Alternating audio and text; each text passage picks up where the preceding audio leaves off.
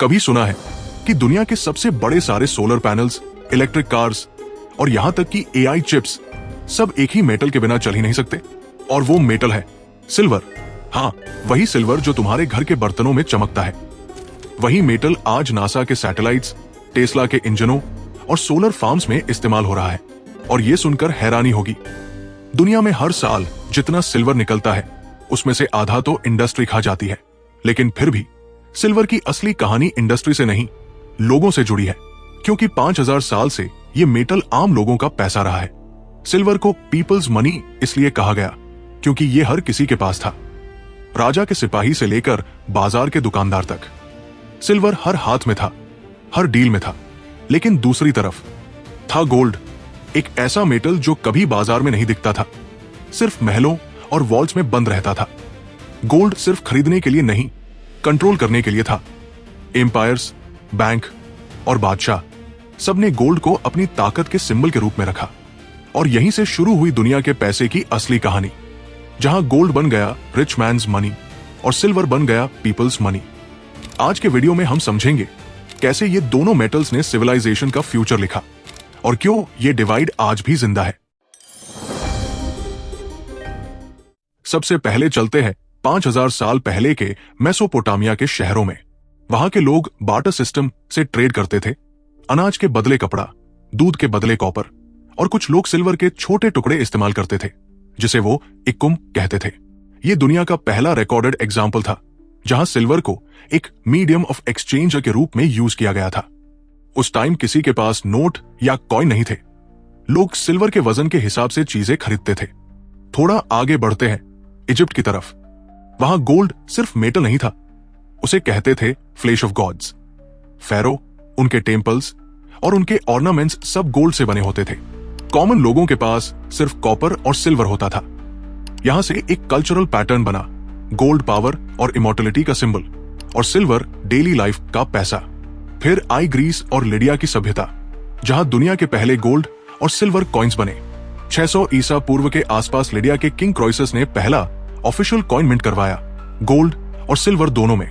Greeks ने इसे आगे बढ़ाया, उनके पास सिल्वर ड्रैक्मा होती थी जिससे आम लोग मार्केट में शॉपिंग करते थे, और गोल्ड स्टेटर होता था जिससे किंग्स अपनी आर्मी को सैलरी देते थे या बड़े वार पेमेंट्स करते थे।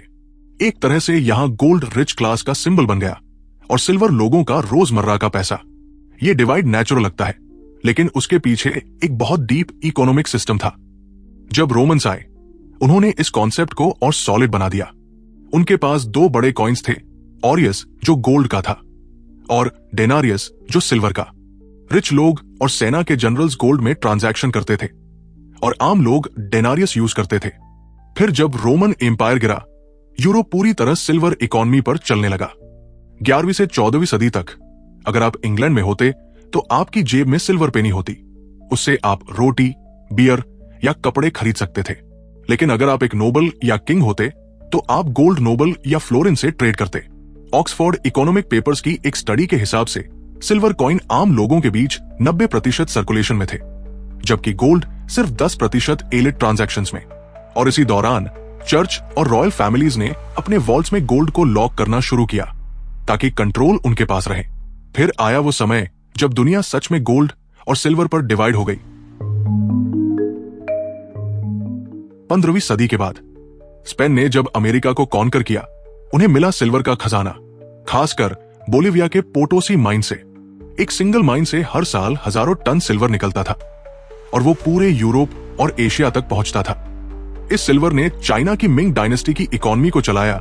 चाइना ने अपने टैक्स सिस्टम में सिल्वर पेमेंट कंपलसरी कर दिया। 17वीं सदी तक सिल्वर दुनिया का पहला ग्लोबल करेंसी बन गया था। यूरोप से लेकर एशिया तक एक ही मेटल चल रहा था, लेकिन गोल्ड तब भी रेयर था और सिर्फ किंग्स के पास। ये एरा पीपल्स मनी का था जब सिल्वर हर हाथ में था। लेकिन फिर 18वीं सदी के इंडस्ट्रियल रेवोल्यूशन के टाइम सब बदल गया। बैंक्स बने, पेपर मनी आई और गवर्नमेंट्स ने एक नया रूल बना दिया, गोल्ड स्टैंडर्ड। 1821 में ब्रिटेन ने सबसे पहले अनाउंस किया कि उनका करेंसी सिर्फ गोल्ड के अगेंस्ट बैक्ड होगा। बाकी देश भी पीछे पीछे चले गए। इंडिया, चाइना और लैटिन अमेरिका जैसे डेवलपिंग रीजन सिल्वर पर ही डिपेंडेंट रहे, जबकि rich European countries gold standard पर शिफ्ट हो गई।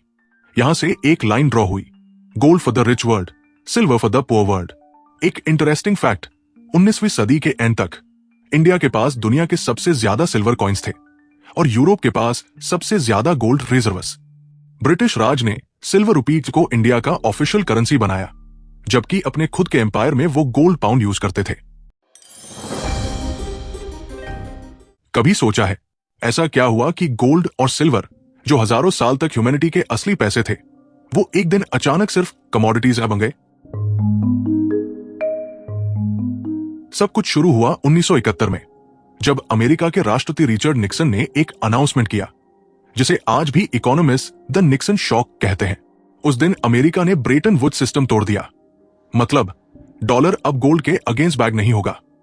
पहले तक रूल यह था कि $35 बराबर एक आउंस गोल्ड, लेकिन जैसे ही निक्सन ने यह लिंक खत्म किया, दुनिया की सारी करेंसीज एक फ्री फ्लोट में छोड़ दी गई। अब गोल्ड कोई ऑफिशियल मनी नहीं था, सिर्फ एक एसेट। लेकिन इंटरेस्टिंगली, दुनिया के सेंट्रल बैंक्स ने गोल्ड बेचना नहीं छोड़ा, बल्कि और ज्यादा स्टोर करना शुरू किया। आज भी वर्ल्ड गोल्ड काउंसिल के डेटा के हिसाब से सेंट्रल बैंक्स के पास 35,000 टन से ज्यादा गोल्ड स्टोर है। सिल्वर कहीं नहीं। किसी सेंट्रल बैंक के पास अब सिल्वर का रिजर्व नहीं है। यही एक लाइन बताती है, गोल्ड अब भी पावर के हाथ में है और सिल्वर अब भी लोगों के हाथ में। लेकिन यहां एक ट्विस्ट है, जब 70 के दशक में इन्फ्लेशन बढ़ने लगा और ऑयल क्राइसिस आई, तब आम लोगों ने एक बार फिर सिल्वर की तरफ देखा। उन्हें लगा, अगर गवर्नमेंट्स अपना पैसा प्रिंट कर सकती हैं, तो हम अपनी वैल्यू एक ऐसे मेटल में रखेंगे जो रियल हो।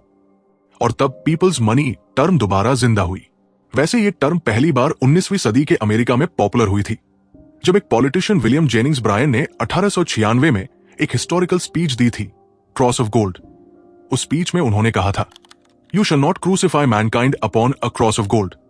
मतलब उन्होंने कहा था कि गोल्ड स्टैंडर्ड सिर्फ रिच लोगों के लिए है और आम लोगों को एक फेयर सिस्टम चाहिए जहां सिल्वर भी यूज हो सके।